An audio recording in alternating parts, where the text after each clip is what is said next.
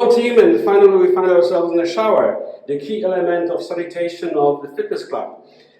There's a couple of items you can use depending on the surface that you're dealing with. Here is a selection of pads. Generally the pads are for tile flat surfaces and depends on the level of buildup. The darker color of the pad, the more abrasive it is. So we have a selection of the green pads, gray pads and black pads, super abrasive. Also, we're going to use in a steel wool SOX pads.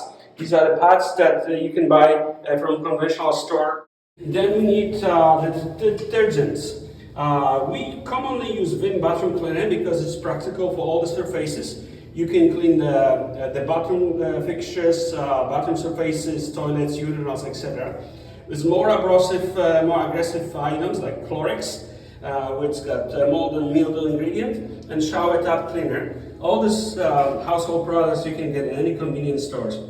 Occasionally we use also Comet powder with bleach when it comes to more aggressive scrubbing of stubborn buildup. As far as tools, we use the growth brush, but this is you can follow up with the fine-tuning by hand. You can use the edge brush again with a stick, extends your arm. You can use the brush and also the doodlebug pot holder.